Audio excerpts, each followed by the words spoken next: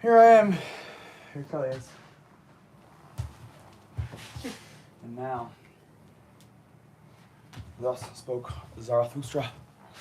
It's time to read God Forgive These Fucking Bastards. Stories from the Forgotten Life of Henry Turner, the Georgia Tech picture by Rob Taxpayer. Now, this is the last chapter. So, you can actually find Rob Taxpayer himself reading this on YouTube, and that's reading Taxpayer reading as well. So this is chapter 8, something simple. Henry goddamn Turner. I shall not indulge in vanity, but I shall cling to pride. Two very different things. One being weak and indulgent, second being strong, a necessity of survival. With honor. Tennessee Williams.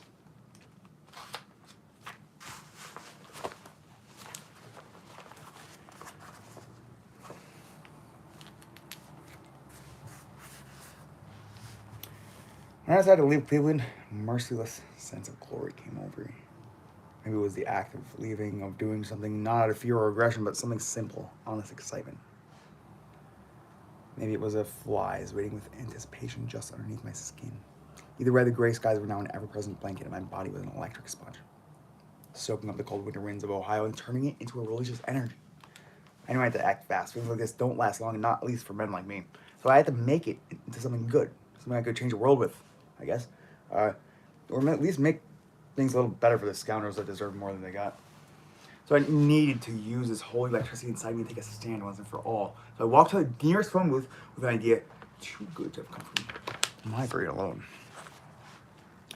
It was in that parking lot of an old Exxon gas station, let me see, that I found a sheltered phone with cracked glass and aging graffiti, and I stepped inside. So I reached into the pockets of my ripped up jeans and fumbled around for some change. A dime, a few pennies, half-eaten sandwich from the Trinity Cathedral soup kitchen. That elephant figurine Alice and I had stolen when we were kids. Not enough for a phone call. Looked down at my tattered loafers. A month before I got caught up in the Cowertown Clinic, I traded my last dollar to a street kid for his leather loafers. They were comfortable, but if I only had that dollar still. But maybe I closed my eyes and said a quick prayer. Then I reached up for the phone's change return lever. I pulled down slowly to savor the moment. When the lever was pulled about halfway down, I heard the click, that beautiful, satisfying sound of gears turning inside the payphone to spit out a single dented quarter. I held the quarter in my hand and studied it for a moment. 1979, best year of my life. Kissed a little round piece of metal, popped it into the coin dispenser, and picked up the phone from the receiver. Dial tone. Press O, and after a few rings, operator picked up. Shit. Operator picked up. Someone's on the phone.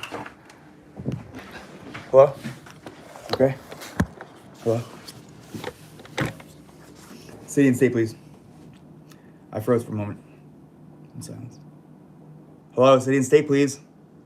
I cleared my throat and then jumped into the volcano. Operator, hello. Hello, sir. City and state, please. Yeah, Cleveland, Ohio, please. A few clicking sounds. Their end. Had she hung up? Or we accidentally disconnected? Or did you somehow know what I was about to do? Was there some sort of cosmic principle at work here allowing me to get success within reach before violently ripping it from my hands? Before my confusion turned to panic, the phone line came alive and with a crisp sound, a ring in the receiver rang 3 times before a man picked up. RTA main office, how can I help you? Yeah, hi. I'm calling because I'm manager of a grocery store here in Cleveland Heights, and well, our customer service carries RTA transit passes. We just run out. I was wondering if I could come pick up another pack of them. He cut me off again, talking rapidly. Certainly, sir. Our office can send them out via post office and bill your store directly. What's the name and address of your business? My store? The name is? It's Rennie Rigo's, the one on Mayfield Road. But the thing is, rather you didn't send it in the mail. See, we need them for tomorrow morning. We sell a whole bunch of those bus passes. So maybe I could come pick them up in person maybe the next hour or so? RTA employee paused for a moment to think. I suppose I could put them on hold at our front desk. How many would you like to reserve, Mr. Anderson? Reserve them for Mr. Anderson. Would you like to pay in person, Mr. Anderson, or should I bill the store? You can go ahead and bill the store. I'll be within the hour. Thank you. So as I hung out, a gust of wind shook the plexiglass walls of the phone booth. I stepped out into the winter air and looked up at the sky. A break in the clouds that allowed the sun to barely peek out, and as it shined its warmth onto my face, I allowed myself a long, triumphant smile. My first smile in a long while, and it was well deserved. Things were looking up, and maybe Alex was right. Maybe we were special weapons, maybe meant for something bigger than we once thought. So after waltzing in and out of the RTA headquarters without an incident, I took my fresh batch of unused transit passes down to the train station. It was mostly empty with the exception of one lone kid sitting on the end bench with headphones on. As I walked toward him, he looked up and our eyes met for a brief moment. I decided to have a little fun with him. Hey kid, take off the damn headphones. A confused look came over his face as though he couldn't understand what I was saying. He reached up and pulled the headphones from his ears. Huh? I told you to take off the headphones, but now you've got them off. That's good. Listen, we need to talk. He squinted his eyes and gave me a once over. Do I know you? I chuckled and paused for effect before answering. You know me? That's a good question. It all depends. You got a dollar on you? A dollar? No, I don't think so. No, sorry. Sorry? No, I don't think you are. Listen, I'm going to tell you what I'm going to do. I'm going to tell you a story, a good one that you're going to like. And by the time I'm done, there better be a dollar in my hand. Or else I'm going to bite your fucking ear off. Kid froze in terror, and I continued. The year was 1977, the summer before I headed off to Georgia Tech to become a famous pitcher. And me, Jimmy, and Frank, and Joe decided to all get together for one more last pickup game before I left. We met down by the old water tower because there was a wide open field and a gutted barn that we used as a backstop. And Frank told me, hey, Hank, let's see that college pitching arm in action and give it your best fucking shot and don't take it easy. He grabs his bat and goes over to the barn wall and settles into his batting stance. Jimmy and Joe jogged off in the outfield with their gloves and, well, I mean, Jimmy did more of a hobble than a jog. Ever since he was 9 years old, he hadn't been able to walk right because the Carmicos broke both his legs with pipes and such. And, well, anyway, there's Frank waiting for the pitch. Take a long wind-up, throw him a hard fastball as hard as I can, right down the center. He swings past it, and the ball hits the barn wall. The ball hits the barn wall with a loud thud. Frank picks up the ball and throws it back to me. Strike one. He gets ready for the next one. And I wind up and throw him another fastball. This time he's ready for it, though, and catches the ball with the tip of his bat and pops a foul ball to the left of the water tower. Fucking water tower. Jimmy hobbles off to get it. And he throws it back to me, and I decided to give Frank a taste of what college ball is like. But I figure baseball, it's like life in that you gotta be ready for whatever comes.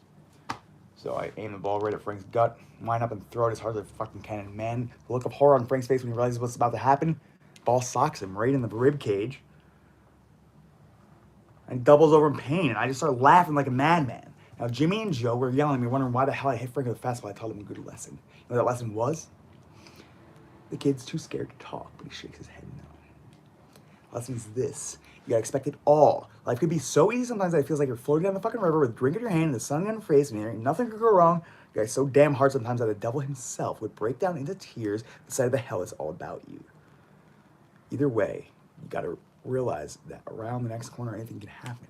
Anything. Now listen, you better either get that dollar or get ready to lose an ear. The kid was so terrified he could barely move. I gave him a menacing stare and counted myself silently. 1, 2, 3, 5. The train was approaching. It was now or never. I burst into a long, loud laughter and slapped him on the back. I'm just fucking with you, kid. So I handed him a big sack of transit passes. So they ain't expired. Use them if you need to. And if you don't, then pass them along to someone who does. Whatever you do, though, remember, anything can happen. Train pulled up, and the doors opened. Kid cheekily stood up and mumbled thanks to me. They stepped onto the train. I gave him a half salute. Walked on the platform, heading in the direction of the westbound I-480 highway.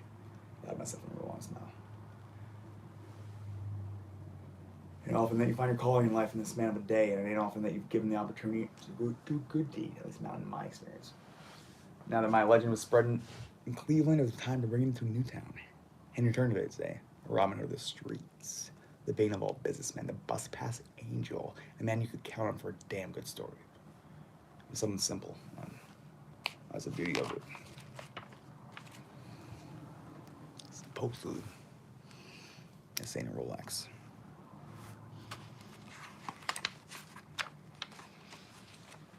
Got a lot of regrets.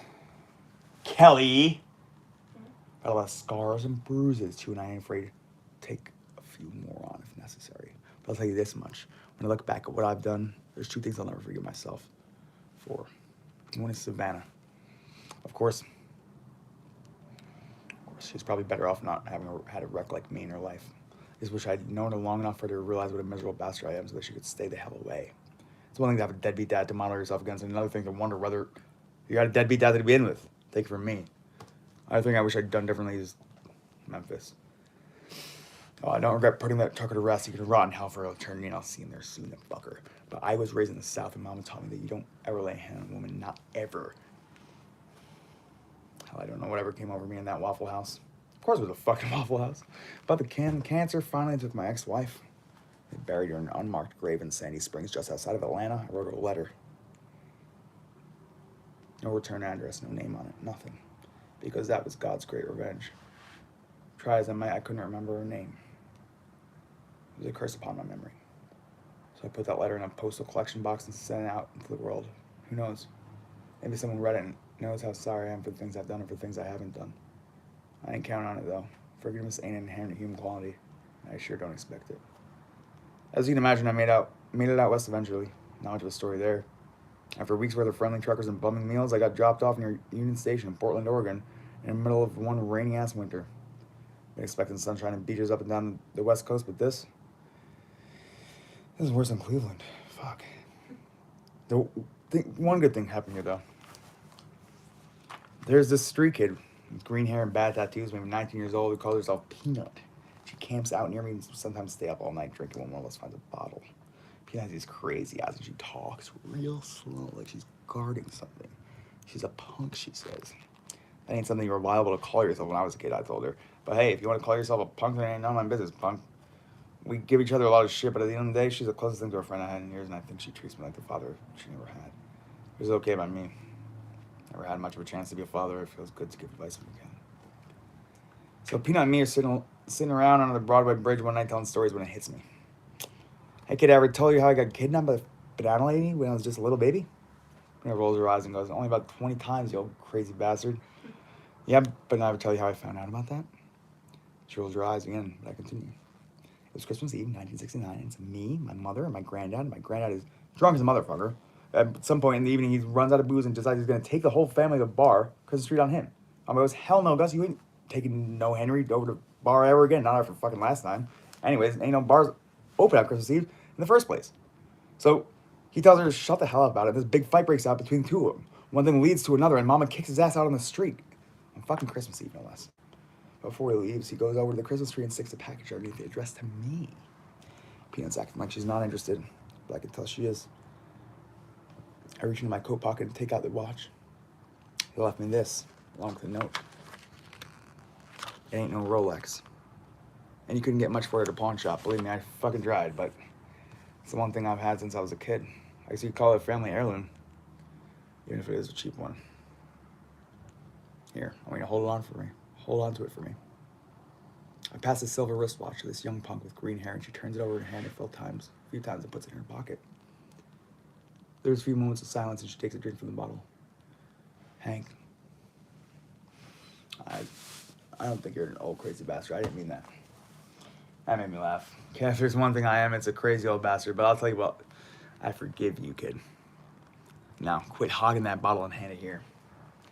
So as we sat there, the light traffic from the overhead bridge lurched along like rusty gears in an old factory. Some train blew a whistle from the St. John's cut, and the echo of it in the wind made sounds like screams in the far-off distance. It's funny. I was imagining I'd give that watch to my daughter. It'd be like some sort of movie where she'd forgive me and we'd cry and the rain would fall, but life don't work like that. I'll tell you this much, though. If there's one thing I learned from baseball, it's that you can throw all the fastballs you want, but if you don't change it up every now and then, they're going to hit you every single time. And so you can take all the damn speed you want, but it's not going to make that change up any easier. Speed sure is nice, though. Makes you feel like a tiger. Something like crazy-ass tiger. Hell, what was I trying to say? I guess it's just, that sometimes I wonder what it'd like to be to start from scratch. See where life will go. Be young and see if I could do something big that the reporters would want to write about. They give you a little bit of money for the story. Not much, but enough to buy yourself something to eat. A couple of drinks. I'd be 19 years old again, man. Like this kid here. Peanut. Except without all the bad tattoos and crazy hair. Stupid name, you know? Now we got some Turner genealogy, bad. You got Henry Gray Turner, March 20th, 1839 to June 9th, 1904. Married Lavinia Calhoun Morton, January 10th, 1847 to April 20th, 1914. They had August Turner and Eileen Novella. Jane Calhoun Turner. We don't know. Lilia Turner, Henry Gray Turner. 2, married to someone, and Savannah Jane Turner. Can't remember her name. Let's call it what it is. Well, it's just a poorly thought out obsession. Kikox Kizotic. And probably unhealthy. Yeah. Ever since this whole project started, I've continually asked myself what it was about Henry Turner that I found so compelling. What it was that made me dedicate over a year of my life to him and his mistakes. This is now Rob talking. Rob Morton, Rob Taxpayer, lead singer of the Taxpayers, folkpunk band. Check it out. Don't slack. Don't fucking slack.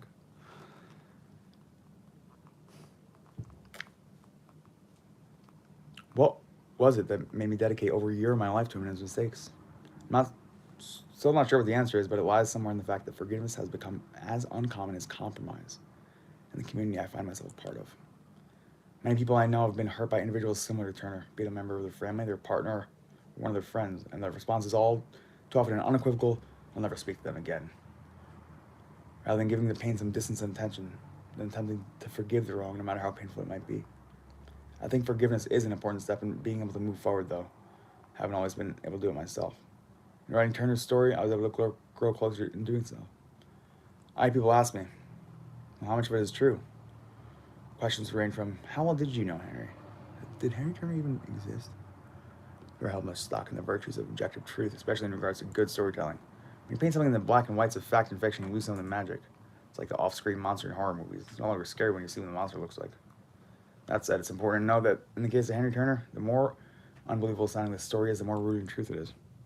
Since writing this down, I've had a huge stack of unused bus passes sitting on the desk in my bedroom. They were a gift.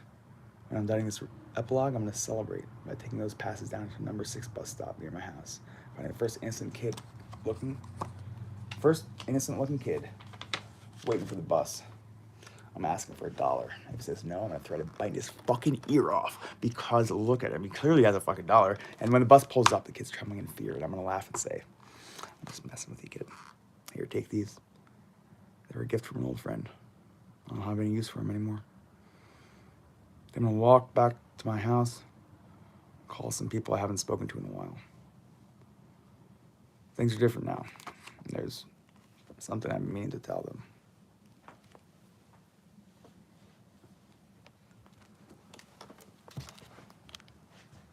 Wow. Beautiful.